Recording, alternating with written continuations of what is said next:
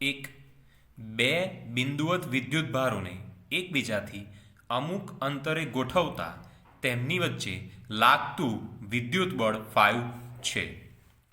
ધારો કે પહેલો વિદ્યુતભાર Q1, બીજો વિદ્યુતભાર Q2, બંને વચ્ચેનું અંતર R માટે લાગતું વિદ્યુત બળ 5 બરાબર K Q1 Q2 divide by R² લખાશે. હવે આ વિદ્યુતભારોના મૂલ્યો બમણા કરી તેમની વચ્ચેનું અંતર અડધું કરવામાં આવે તો તેમની વચ્ચે લાગતું વિદ્યુત બળ ખાલી જગ્યા છે. તો લખેલું છે વિદ્યુતભારોના મૂલ્યો બમણા એટલે લખાશે Q-1 બરાબર 2Q1 Q-2 બરાબર 2Q2 અને અંતર અડધું કરવામાં આવે તો આને આપણે R1 કહી દઈએ તો અહીંયા લખાશે R1², અહીંયા લખાશે R2, અંતર અડધું R2 is equal two R1/2. તો લાગતું વિદ્યુત બળ 5 બરાબર K Q-1 Q-2 divide by R2². હવે K Q-1 એટલે 2Q1, Q-2 એટલે 2Q2 ભાગ્યા R2 એટલે લખાશે R1/2 હોલ સ્ક્વેર. હવે આનું આપણે સાદુરૂપ આપીએ તો લખાશે આ R1² ભાગ્યા 4 લખાશે. 4 છેદના પણ છેદમાં છે, અંશમાં આવી છે. 4 દુ 8 દુ 16 લખાશે 16 K Q1 Q2 divide by R1². એના બરાબર લખી શકાય 16 ઇન્ટુ 5 કારણ કે K Q1 Q2 ભાગ્યા R1² બરાબર આપણને 5 આપેલું છે. માટે આપણો ઓપ્શન થશે ડી. 2. એક વિદ્યુત ડાયપોલને સમાન વિદ્યુત ક્ષેત્રમાં મૂકતા તેના પર લાગતું પરિણામી બળ. તો અહીંયા જોઈ શકીએ આ દિશામાં સમાન વિદ્યુત ક્ષેત્ર વેક્ટરી વિદ્યુત ડાયપોલ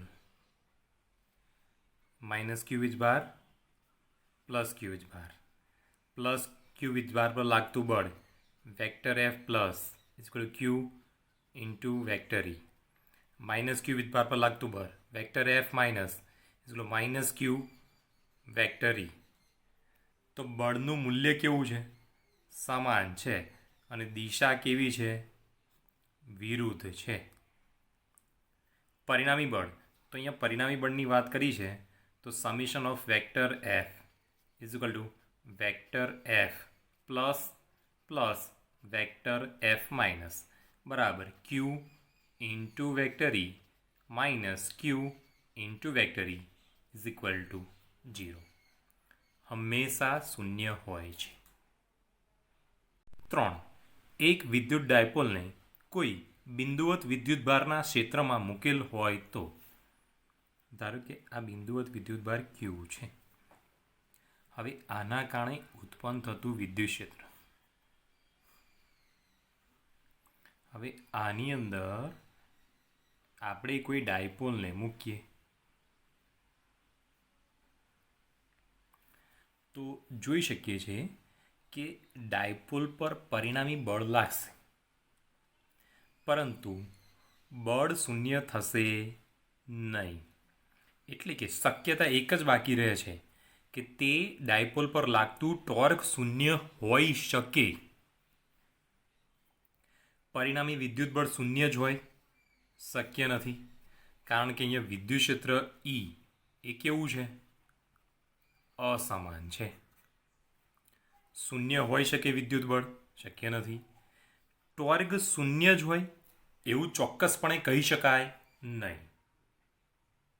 4. એક ઇલેક્ટ્રોન અને એક પ્રોટોનને સમાન વિદ્યુત ક્ષેત્રમાં મૂકતા તો ધારો કે આ દિશામાં વિદ્યુત ક્ષેત્ર છે E જેટલું હવે આ સમાંતર રેખાઓ એટલે કે સમાન વિદ્યુત ક્ષેત્ર. હવે ઇલેક્ટ્રોન અને પ્રોટોનને એટલે કે એક ડાયપોલ થઈ ગઈ. આ માઇનસ ક્યુ વીજભાર, આ પ્લસ ક્યુ વીજભાર. તો હવે આ પ્લસ ક્યુ વિદ્યુતભાર પર લાગતું બળ વિદ્યુત ક્ષેત્રની વિરુદ્ધ દિશામાં, માઇનસ ક્યુ વિદ્યુતભાર પર લાગતું બળ વિદ્યુત ક્ષેત્રની વિરુદ્ધ દિશામાં. તે લખાશે વેક્ટર એફ પ્લસ બરાબર ક્યુ ઇન્ટુ વેક્ટર ઈ. અહીંયા લખાશે વેક્ટર એફ માઇનસ બરાબર માઇનસ ક્યુ ઇન્ટુ વેક્ટર ઈ. આ બળનું મૂલ્ય કેવું છે? સમાન. અને દિશા કેવી છે? વિરુદ્ધ છે. તો તે બંને પર લાગતા બળોના મૂલ્ય અને દિશા સમાન હોય? શક્ય નથી. તે બંને પર લાગતા બળોના મૂલ્યો સમાન હોય અને દિશા કેવી હોય? વિરુદ્ધ હોય. 5. શૂન્યાવકાશમાં એકબીજાથી અમુક અંતરે મૂકેલા બે બિંદુવત વિદ્યુતભારો વચ્ચે ઉદ્ભવતું વિદ્યુત બળ આલ્ફા છે. આ જ બે વિદ્યુતભારોને આટલા જ અંતરે પરંતુ કે જેટલો ડાયઇલેક્ટ્રિક અચળાંક ધરાવતા માધ્યમમાં મૂકવામાં આવે તો તેમની વચ્ચે લાગતું વિદ્યુત બળ ખાલી જગ્યા જેટલું હશે. તો આપણી પાસે સૂત્ર છે Fm બરાબર F/K, જ્યાં Fm એ માધ્યમમાં લાગતું વિદ્યુતીય બળ અને F એ શૂન્યાવકાશમાં લાગતું વિદ્યુતીય બળ છે. તો અહીંયા શૂન્યાવકાશમાં લાગતું વિદ્યુતીય બળ આલ્ફા આપી દીધેલું છે, માટે Fm બરાબર α/K, એટલે કે ઓપ્શન નંબર ડી. 6. બે બિંદુવત વિદ્યુતભારો 4Q અને -Q વચ્ચેનું અંતર R છે. આ બંને વિદ્યુતભારોની વચ્ચે એક ત્રીજો વિદ્યુતભાર Q મૂકવામાં આવે છે. જો વિદ્યુતભાર -Q પર લાગતું પરિણામી બળ શૂન્ય હોય તો Q બરાબર ખાલી જગ્યા. તો અહીંયા આપણે જોઈએ કે આ 4Q વિદ્યુતભાર પછી R જેટલા અંતરે બીજો એક વિદ્યુતભાર -Q. હવે વચ્ચોવચ એટલે કે R/2 અંતરે Q વીજભાર મૂકવામાં આવે છે.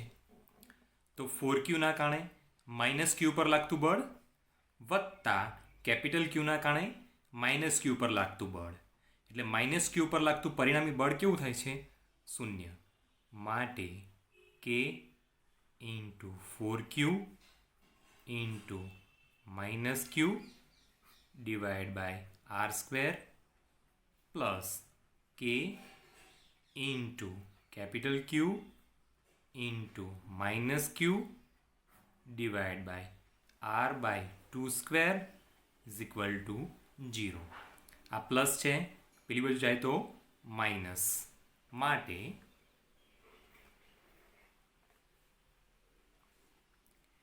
K into 4Q into -Q divide by R² is equal to -K Q into -Q divide by R²/4. K cancel, -Q cancel, R² cancel. 4 છેદના પણ છેદમાં છે, અંશમાં આવી જશે, એટલે આ 4 કેન્સલ, માટે Q is equal to -Q, માટે Q is equal to -q. Option A. 7. A ત્રિજ્યાના વર્તુળના પરિઘ પર રેખીય વિદ્યુતભાર ઘનતા lambda is equal to λ0 cos છે, તો તેના પરનો કુલ વિદ્યુતભાર ખાલી જગ્યા હશે. ધારો કે અહીંયા એ ત્રિજ્યાનું એક વર્તુળ છે, કેન્દ્ર O, ત્રિજ્યા A. હવે આની રેખીય વિદ્યુતભાર ઘનતા lambda is equal to λ0 cos θ. હવે ધારો કે અહીંયા એ એક જગ્યાએથી એટલે કે P બિંદુ પરથી P' વચ્ચેનો ખૂણો dθ છે, માટે ખૂણો બરાબર ચાપ ભાગ્યા ત્રિજ્યા માટે ડી થીટા બરાબર ડીએલ ભાગ્યા એ માટે ડીએલ બરાબર એ ડી થીટા. હવે આ જે ડીએલ જેટલો ચાપ છે એની સાથે સંકળાયેલો વિદ્યુતભાર કેટલો થશે? ડીક્યુ થશે. માટે lambda is equal to dq by dl માટે dq is equal to lambda into dl. આપણે કુલ વિદ્યુતભાર શોધવો હોય તો આ વર્તુળના પરિઘ વડે ઘેરાતો ખૂણો કેટલો થશે? 2π થશે. તો સંકલન કરવું પડે. સંકલન dq is equal to q is equal to સંકલન theta is equal to 0 to theta is equal to 2π lambda into dl માટે ક્યુ ઇન્ટિગ્રેશન 0 ટુ 2π લેમ્ડાની કિંમત લેમ્ડા 0 કોસ થીટા ડીએલની કિંમત કેટલી મળશે? એ ઇન્ટુ ડી થીટા. એ અચળ લેમ્ડા 0 અચળ સંકલનની બહાર માટે એ લેમ્ડા 0 સંકલન 0 to 2π cos theta into d theta. Cos theta into d થીટાનું સંકલન સાઇન થીટા માટે Q is equal to a lambda 0 કૌંસની અંદર sine theta upper limit 2π lower limit 0. હવે Q is equal to a lambda 0 કૌંસની અંદર upper limit sine 2π minus lower limit sine 0 sine 2π 0 sine 0 0 માટે Q is equal to 0. ઘેરાતો કુલ વિદ્યુતભાર કેટલો થશે? 0. 8. ધાતુના બે સમાન ગોળાઓ એ અને બી પર સમાન વિદ્યુતભાર ક્યુ છે. જ્યારે આ બે ગોળાઓને એકબીજાથી આર જેટલા અંતરે રાખવામાં આવે ત્યારે તેમની વચ્ચે લાગતું બળ એફ છે. હવે આ ગોળાઓ જેવા જ એક ત્રીજા વિદ્યુતભાર રહિત ગોળા સીનો એ સાથે સ્પર્શ કરાવી છૂટો પાડવામાં આવે છે. ત્યારબાદ ગોળા સીને બી સાથે સ્પર્શ કરાવી છૂટો પાડવામાં આવે છે તો એ અને બી વચ્ચે ખાલી જગ્યા બળ લાગશે. બંને ગોળાઓ વચ્ચેનું અંતર બદલાતું નથી. અહીંયા આપણને 3 ગોળાઓ આપેલા છે. ગોળો એ, ગોળો બી અને ગોળો સી. ગોળા એ ઉપર રહેલો વીજભાર ક્યુ, બી ઉપર રહેલો વીજભાર ક્યુ અને ગોળા સી ઉપર વીજભાર નથી. હવે આપણને એવું કીધું છે કે એ અને બી વચ્ચેનું અંતર આર હોય ત્યારે લાગતું બળ એફ છે. માટે એફ બરાબર કે Q square divide by R square. હવે ગોળા એને સી સાથે લાવવામાં આવે તો જોડાણ પછી Q plus 0 by 2 is equal to Q by 2. ગોળા એ ઉપર ક્યુ બાય 2 અને ગોળા સી ઉપર પણ ક્યુ બાય 2 જેટલો વીજભાર છે. હવે આ ગોળા સીને કે જેની ઉપર ક્યુ બાય 2 જેટલો વીજભાર છે ગોળા બી સાથે જોડવામાં આવે તો વહેંચાતો વીજભાર ક્યુ બાય 2 પ્લસ ક્યુ બાય 2 બરાબર આનું સાદુરૂપ આપીશું એટલે જવાબ મળશે આપણને 3Q બાય 4. તો જોડાણ પછી ગોળા બી ઉપર હવે કેટલો 3Q બાય 4 અને ગોળા સી ઉપર પણ કેટલો વીજભાર CQ બાય 4 છે.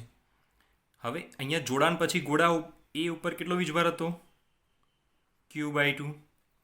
તો ફરી એ અને બીને એટલા જ અંતરે લાવતા તો એ ઉપર રહેલો વીજભાર Q બાય 2, બી ઉપર રહેલો વીજભાર 3Q બાય 4, અંતર કેટલું આર માટે એફ ડેશ બરાબર કે Q by 2 into 3Q by 4 divide by R square. બરાબર અહીંયા લખી શકાશે 3/8 કે Q square divide by R square. પરંતુ કે Q square divide by R square બરાબર એફ, માટે એફ ડેશ બરાબર 3f/8 જોઈ શકાશે ઓપ્શન નંબર સી. 9. બે બિંદુવત વિદ્યુતભારો ક્યુ અને 4Q ને એકબીજાથી 30 સેન્ટીમીટર ના અંતરે મૂકેલા છે, તો તેમને જોડતી રેખા પર ખાલી જગ્યા રહેલા બિંદુએ વિદ્યુત ક્ષેત્રની તીવ્રતા શૂન્ય હશે. ક્યુ વીજભાર 4Q વીજભાર વચ્ચેનું અંતર 30 સેન્ટીમીટર. ધારો કે ક્યુ વીજભારથી x અંતરે વિદ્યુત ક્ષેત્રની તીવ્રતા શૂન્ય છે, તો 4Q વિદ્યુતભારથી કેટલા થશે? 30 - x સેન્ટીમીટર અંતરે વિદ્યુત ક્ષેત્રની તીવ્રતા શૂન્ય થશે. એટલે કે પ્લસ ક્યુ વીજભાર અને 4Q વીજભાર ના કારણે ઉત્પન્ન થતું વિદ્યુત ક્ષેત્રનું મૂલ્ય કેવું? સમાન. અને દિશા કેવી? વિરુદ્ધ. માટે ક્યુના કારણે વિદ્યુત ક્ષેત્ર કે Q divide by x square બરાબર 4Q ના કારણે વિદ્યુત ક્ષેત્ર કે into 4Q divide by 30 - x whole square. કે કેન્સલ, ક્યુ કેન્સલ, માટે 30 - x whole square is equal to 4x square. બંને બાજુ વર્ગમૂળ લેતા 30 - x is equal to 2x. -x પેલી બાજુ જાય તો +x થશે, માટે 30 ઇઝ ઇક્વલ ટુ 3x. માટે x is equal to 30/3 is equal to 10 centimetre. ક્યુથી x એટલે કે 10 સેન્ટીમીટર અંતરે અને 4Qથી 30 - 10 એટલે કે 20 સેન્ટીમીટરના અંતરે વિદ્યુત ક્ષેત્રનું મૂલ્ય શૂન્ય થાય છે. 4Q વિદ્યુતભારથી 20 સેન્ટીમીટર દૂર. 10. પરમિટિવિટી ε0 ના પરિમાણ ખાલી જગ્યા છે. અહીં વિદ્યુતભારનું પરિમાણ Q law. F is equal to 1 divided by 4 pi ε0 Q1 Q2 divided by R square. આના ઉપરથી ε0નો એકમ થશે coulomb square divide by newton metre square. અહીંયા કુલમ બરાબર capital Q square divide by newton બરાબર M1 L1 T -2 M square એટલે L2. માટે પારિમાણિક સૂત્ર થશે M -1 L -3 T2 Q⁻². જોઈ શકીએ છીએ ઓપ્શન નંબર સી. 11. HCl અણુની વિદ્યુત ડાયપોલ મોમેન્ટ 3.4 ગુણ્યા 10⁻³ કુલમ મીટર છે.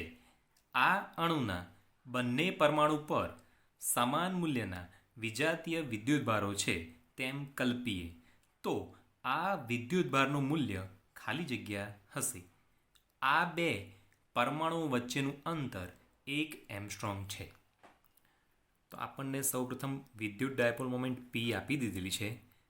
P = 3.4 × 10⁻³ coulomb into metre.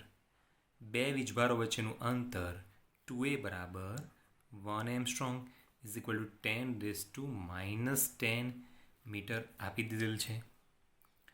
માટે હવે P is equal to 2a into Q.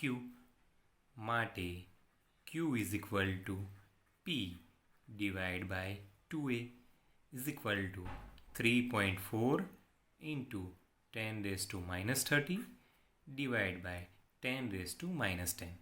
આ -10 છેદમાંથી અંશમાં જાય તો 10⁻+10 ઇન્ટુ 10⁻³ માટે 3.4 × 10⁻20 કુલમ. Option B. 12. 100 ન્યૂટન કુલમનું વિદ્યુત ક્ષેત્ર ઝેડ દિશામાં અસ્તિત્વમાં છે તો આ વિદ્યુત ક્ષેત્રનું XY સમતલમાં મૂકેલા 10 સેન્ટીમીટરની બાજુવાળા ચોરસમાંથી પસાર થતું ફ્લક્સ ખાલી જગ્યા હશે. આપણે કાર્ટેઝિયન યામાક્સ પદ્ધતિ લઈ લઈએ. એક્સ, વાય અને આ ઝેડ. હવે XY સમતલ છે એટલે કે આ કોઈ ચોરસ થઈ ગયું, બરાબર. હવે આ જે ચોરસ છે એ ચોરસનું ક્ષેત્રફળની દિશા એ કઈ દિશામાં હશે? ઝેડ દિશામાં. અને વિદ્યુત ક્ષેત્ર પણ કઈ દિશામાં? ઝેડ દિશામાં. આ વેક્ટર એની દિશા અને આ XY સમતલના ક્ષેત્રફળ સદિશની દિશા, બંનેની દિશા કેવી છે? સરખી છે. માટે ફ્લક્સ 5 બરાબર vector E dot vector A બરાબર E A.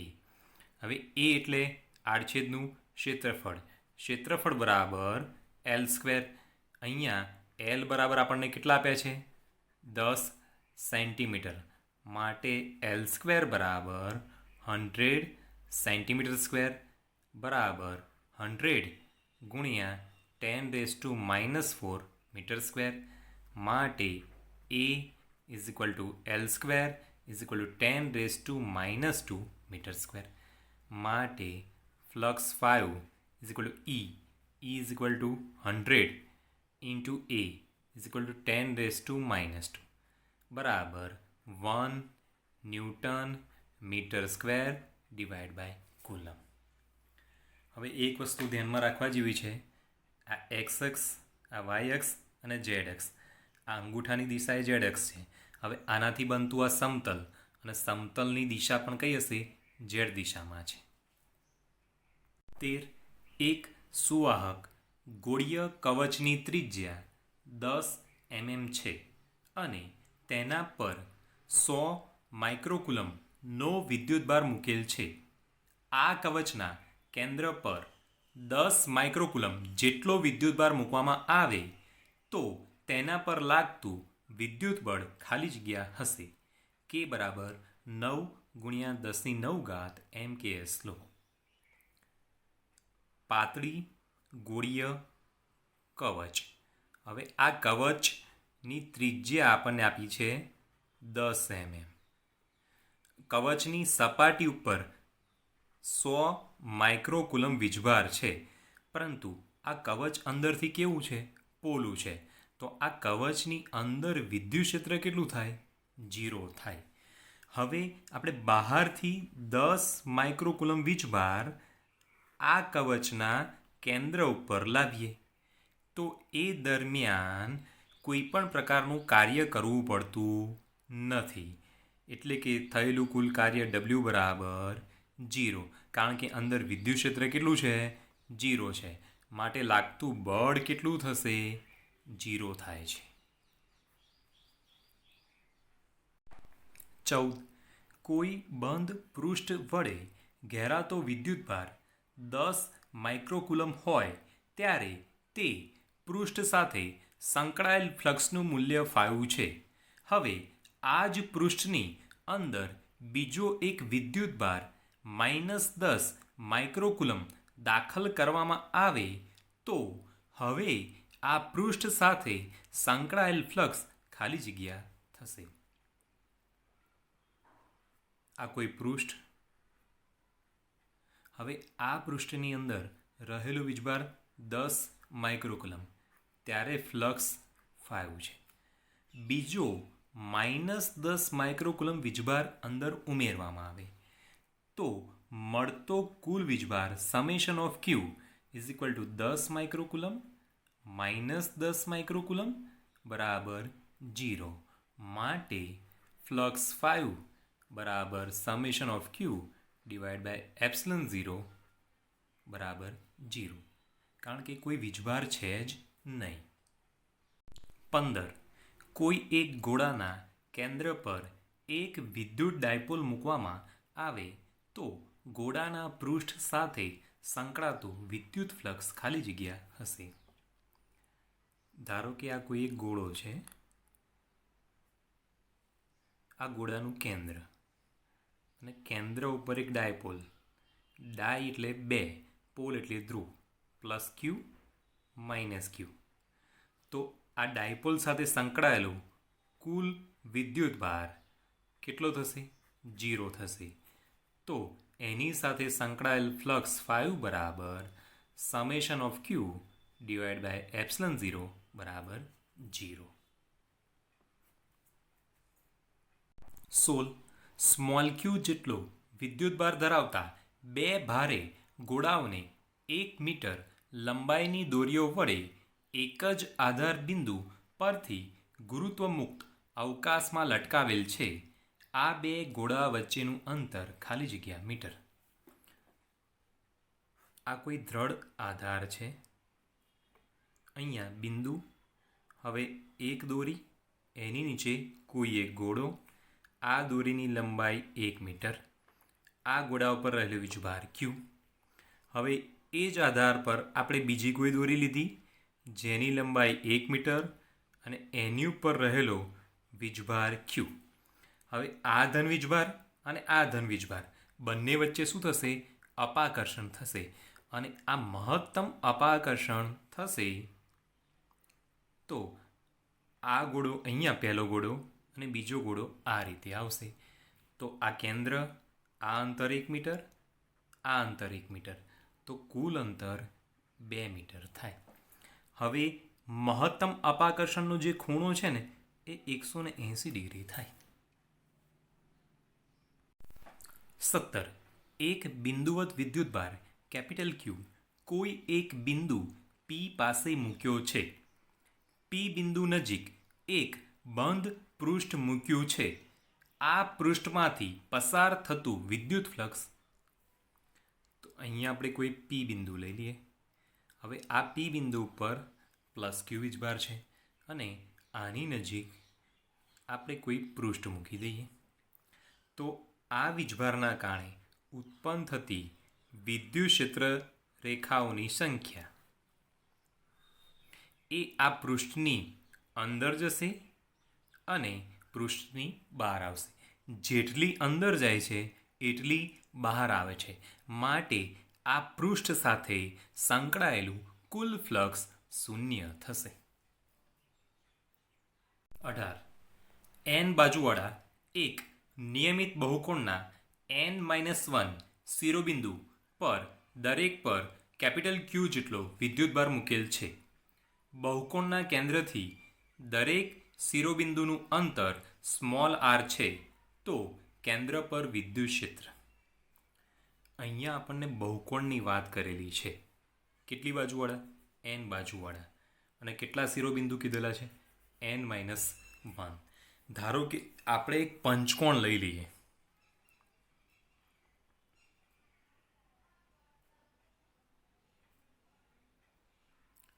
પંચકોણ જેની 5 બાજુઓ છે.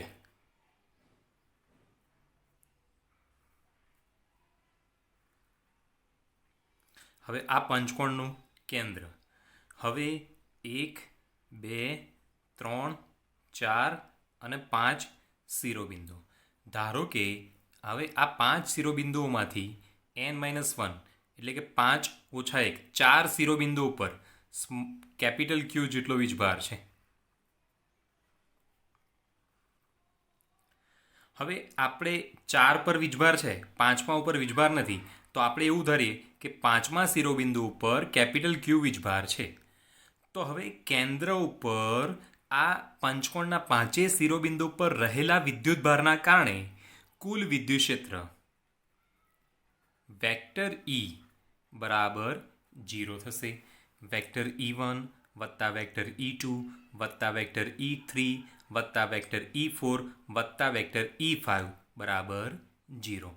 માટે vector E1 plus vector E2 plus vector E3 plus vector E4 is equal two minus vector E5. આ ચારેનું મૂલ્ય E5ના મૂલ્ય જેટલું, પરંતુ એની વિરુદ્ધ દિશામાં થાય છે. માટે 5મા શિરોબિંદુ ઉપર કેપિટલ ક્યુ વીજભારના કારણે ઉત્પન્ન થતું વિદ્યુત ક્ષેત્ર વેક્ટર E5 એ 5 થી ઓની દિશામાં હશે. કે Q divide by R square અને એની દિશા લખી શકાય 5 થી ઓ ની દિશા. હવે આવી રીતે આપણે ષષ્ટકોણ અષ્ટકોણ લઈ શકીએ છીએ. તો કેન્દ્ર ઉપર વિદ્યુત ક્ષેત્ર કઈ તરફ મળશે? 4 વીજભારના કારણે 1, 2, 3 અને 4 વીજભારના કારણે ઓથી 5ની દિશામાં મળશે અને એનું મૂલ્ય લખાશે KQ divide by R square. તો આપણો જવાબ થશે KQ divide by R square. 19. 2Q અને -Q વિદ્યુતભાર ધરાવતા ધાતુના બે સમાન ગોળાઓને એકબીજાથી અમુક અંતરે F બળ લાગે છે. હવે તેમને વાહક તારથી જોડી અને છૂટા પાડી પછી તેટલા જ અંતરે મૂકવામાં આવે તો તેમની વચ્ચે લાગતું બળ ખાલી જગ્યા થશે. તો સૌપ્રથમ ધારો કે 2Q અને -Q વીજભાર વચ્ચેનું અંતર સ્મોલ r છે. હવે લાગતું બળ F છે, માટે F બરાબર K કૌંસની અંદર 2Q બીજા કૌંસમાં -Q divide by R square. હવે બંને ગોળાઓને એકબીજાની નજીક લાવવામાં આવે ત્યારે તેમની અંદર વીજભાર વહેંચાઈ જાય છે. 2Q -Q divide by 2 is equal to Q/2. પહેલા ગોળા ઉપર હવે Q/2, બીજા ગોળા ઉપર હવે Q/2 જેટલો વીજભાર છે.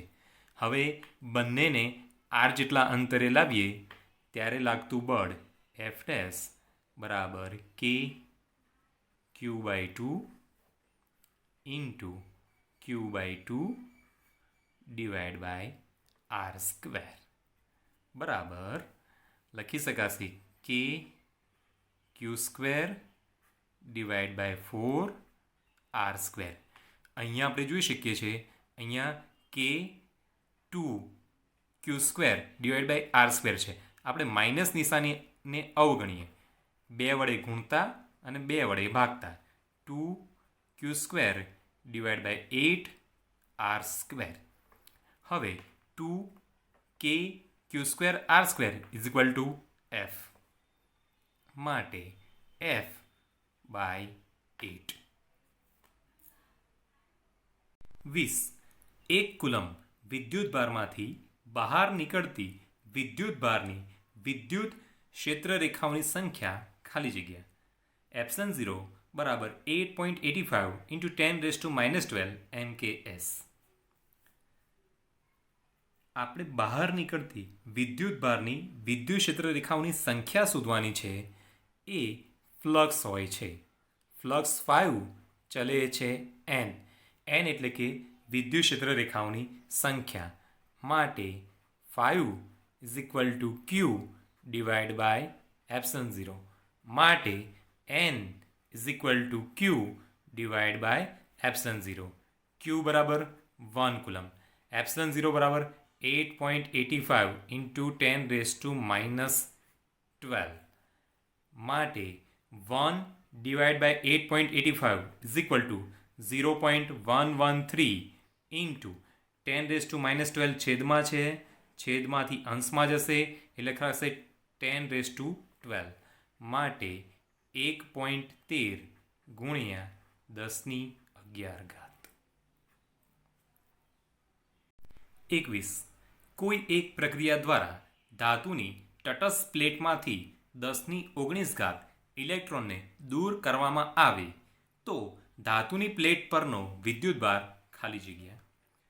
જો કોઈ પદાર્થ ઇલેક્ટ્રોન ગુમાવે તો તે પદાર્થ ધન વીજભારિત બને છે. તો અહીંયા ધાતુની પ્લેટ પરનો વિદ્યુતભાર પણ કેવો હશે? ધન હશે.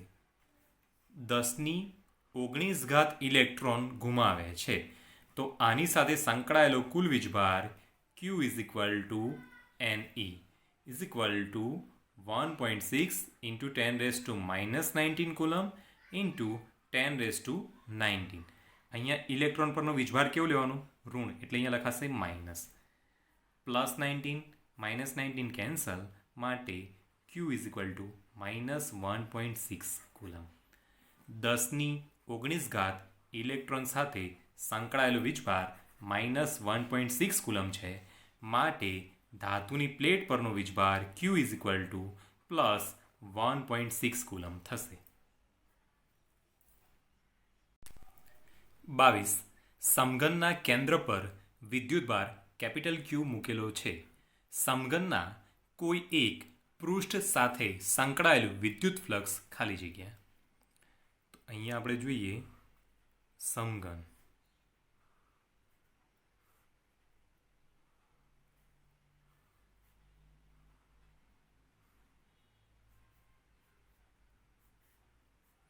આ સમઘનનું કેન્દ્ર અને આ કેન્દ્ર ઉપર +Q વિદ્યુતભાર, માટે આ સમઘનથી મળતું ફ્લક્સ φ બરાબર Q/ε0. હવે આ સમઘનની 6 બાજુ છે અને 6 બાજુ એટલે કે 6 પૃષ્ઠથી મળતું ફ્લક્સ Q/ε0 છે. તો એક પૃષ્ઠથી મળતું ફ્લક્સ φ બરાબર Q/6ε0 થાય, કારણ કે 6 પૃષ્ઠ સાથે સંકળાયેલું ફ્લક્સ Q/ε0, માટે એક પૃષ્ઠ સાથે સંકળાયેલું ફ્લક્સ કેટલું મળશે? Q/6ε0. 23. સ્મોલ m દળના પ્રવાહીના બુંદ પર વિદ્યુતભાર q છે. આ બુંદને સંતુલિત કરવા માટે વિદ્યુત ક્ષેત્ર E નું મૂલ્ય કેટલું હોવું જોઈએ? અહીંયા પ્રવાહીનું બુંદ. હવે આ પ્રવાહીના બુંદનું દળ m, આની ઉપર રહેલો વીજભાર q, માટે ન્યૂટનની ગતિનો બીજો નિયમ F બરાબર ma બરાબર mg. હવે F બરાબર QE. અહીંયા બળનું સૂત્ર F બરાબર mg અને F બરાબર QE બંનેની સરખામણી કરીએ, માટે QE બરાબર mg, માટે E is equal two mg/q. અહીંયા આપણે જોઈ શકીએ ઓપ્શન નંબર એ. 24. આકૃતિમાં દર્શાવેલ બંધ પૃષ્ઠ સાથે સંકળાયેલું વિદ્યુત ફ્લક્સ ખાલી જગ્યા. અહીંયા બંધ આકૃતિ છે. આકૃતિની અંદર +Q વીજભાર -Q વીજભાર, એટલે કુલ વીજભાર summation of Q is equal to 0. કુલ વીજભાર 0 થાય છે, માટે ફ્લક્સ 0 થશે. આકૃતિમાં દર્શાવ્યા મુજબ એક છેડેથી ખુલ્લા નળાકારના ખુલ્લા છેડે કેન્દ્ર પર q વિદ્યુતભાર મૂકેલો છે. આ નળાકારના પૃષ્ઠમાંથી પસાર થતું કુલ ફ્લક્સ ખાલી જગ્યા. નળાકાર કેન્દ્ર ઉપર q જેટલો વીજભાર. હવે આ નળાકારનો ફક્ત અડધો ભાગ છે, માટે ફ્લક્સ φ બરાબર Q/2ε0 થશે.